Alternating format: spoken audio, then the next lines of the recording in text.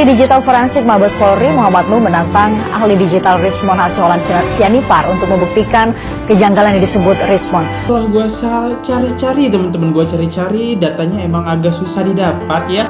Dan gue akhirnya mendapatkan. Di sini kita bisa lihat dia adalah salah satu kepala tim analisis forensik digital atau disingkat dengan DFAT, Pusat Laboratorium Forensik Markas Besar Kepolisian Republik Indonesia dalam kurung Polri.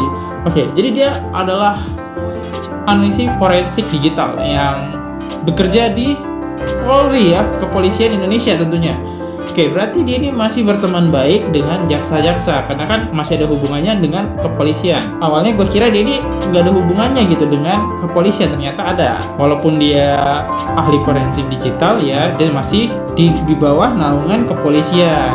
Oke, dan kalau kita baca di sini tertulis Kompol Muhammad Nur merupakan pakar forensik digital Polri, pria yang punya nama lengkap Muhammad Nur Al-Azad, merupakan perintis pengembangan kemampuan digital forensik di Pusat Laboratorium Forensik Bareskrim Polri sejak tahun 2000. Pada Senin 13 bulan 2 2017, ia dihadirkan dalam sidang kasus penistaan agama oleh Basuki Jaja Purnama sebagai saksi ahli. Saat ini Nuh menjabat sebagai kepala tim analisis forensik digital atau yang disingkat DFAT, Pusat Laboratorium Forensik Markas Besar Kepolisian Republik Indonesia. Muhammad Nur sudah sering menangani berbagai kasus pidana yang terlibat menghebohkan di tanah air. Salah satu di antaranya adalah ia menjadi saksi ahli dalam sidang kasus Eskop berujung maut dengan terdakwa Jessica, Rabu tanggal 10 bulan 8 2016. Dalam sidang tersebut,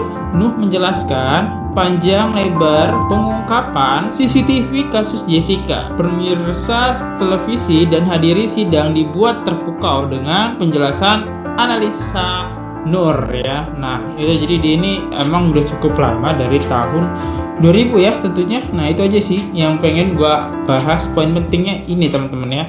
Nah, jadi dia tuh ya masih di bawah naungan kepolisian ya. Oke. Jadi di sini ada momen ya Muhammad Nur menolak menyerahkan CCTV. Oke, kita dengerin ya. Bahwa Muhammad Nur Al-Azhar dan Christopher Harimandrianto di persidangan menolak menyerahkan flash disk yang mereka copy dari barang bukti flash disk 32 GB. Ada apa? Kenapa menolak? Mungkinkah yang mereka putar itu adalah rekaman CCTV yang diambil dari Dermawan Salihin? Bisa saja, bukan? Bisa saja, bukan? Kalaulah ternyata yang mereka perlihatkan di persidangan adalah rekaman yang diputar Dermawan Salihin, apakah itu yang menjadi penyebab rekaman yang mereka putar tersebut menjadi terpotong-potong? Karena menurut saksi Dermawan Salihin, yang dia ambil adalah yang krusial saja. Apakah karena yang krusial saja sehingga yang mereka tampilkan adalah hanya rekaman CCTV yang tidak utuh? Berikut ini adalah transkrip keterangan Dermawan Salihin atas pertanyaan penasihat hukum dan salah satu majelis hakim anggota ketika Dermawan didengar sebagai saksi di persidangan. Transkripnya sebagai berikut. Penasihat hukum bertanya, satu Pak, yang kelewatan tadi, Bapak tadi menyita-nyita seperti polisi, reserse saja ya, menyita apa? Cairan, terus menyita lagi USB. Saya ingin tahu di mana USB itu, bisa dipertunjukkan? Dermawan Salihin menjawab, ada. Kemudian penasihat hukum, apa disita di barang bukti? Dermawan Salihin menjawab, apa? Penasihat hukum, USB rekaman di Olivier Cafe itu. Dermawan Salihin, ada. Itu saya punya milik pribadi, bukan barang bukti itu. Penasihat hukum, loh, tadi katanya diserahkan ke polisi. Dermawan Salihin menjawab, begini loh, saya ambil yang aslinya itu ya, yang asli itu di polisi, diserahkan ke polisi, dikasih ke kejaksaan. Kalau saya mau investigasi sendiri, itu urusan saya, Anda nggak bisa tanya. Dermawan Salihin melanjutkan lagi, kelihatan sekali kalau dia nutup itu bagian pada saat itu melakukan itu. Hakim anggota, namun itu semua dari, kemudian Dermawan Salihin menjawab dari USB. Hakim anggota, hasil USB.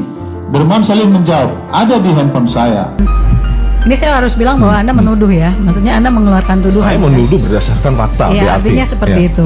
Artinya kalau Anda menyebut itu, Kira-kira apa motifnya saksi ahli untuk melakukan itu, atau ada hal yang lain yang mungkin bisa Anda sampaikan? Kalau motif hanya dia dan Tuhan yang tahu kan, tapi dampak dari itu, dampak dari perbuatan dia, mereka berdua itu.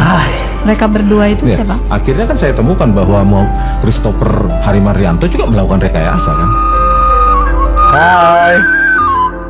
Ya, Gitu, di mana akhirnya. itu? Nanti dulu Mbak, Oke. ke situ. Kembali Oke. lagi tadi. Ya kan ini enak pacingnya cepat, Nah, jadi tadi pertanyaannya adalah apa motifnya? Saya Iya. nggak tahu, hanya dia dan Tuhan yang tahu. Tetapi hasilnya adalah penggiringan, penggiringan opini. Yes, Bayangkan dampak Fox luar Keyword biasa. menggunakan timestamp dari video yang sudah direkayasa menjadi dasar bagi dia untuk menghitung atau mengkalkulasi Betul. penguraian cyanida dan segala macam analisanya. Dia menggunakan BAP dari CCTV. Yes, itu.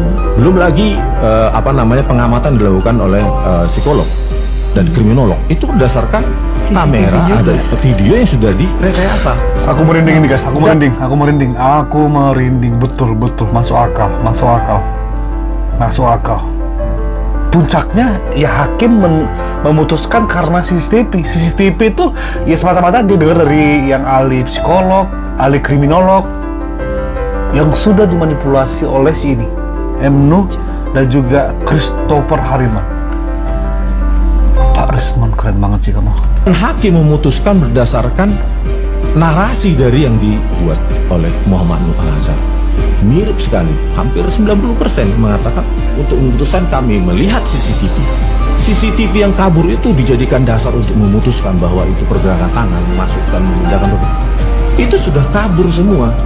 Yang ditampilkan di persidangan itu bukan yang whole story, bukan yang informasi yang penuh dengan objek-objek yang masih bisa kita persepsikan gitu. Itu sudah objek-objek yang isinya multi interpretatif. Siapapun bisa mengatakan itu paperback dan lainnya gitu.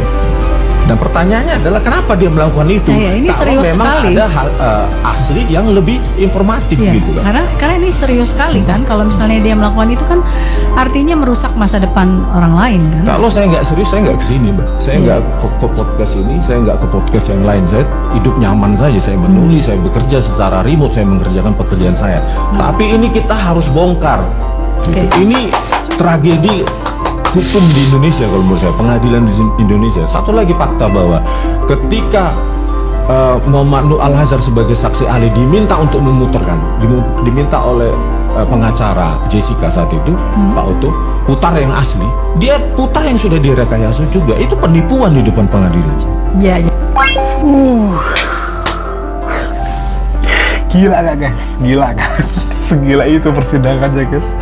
Oh my god, kalau kata Pak Benny, peradilan yang sesat. Kata pengacara juga, pengacara dari Jessica, peradilan yang sesat.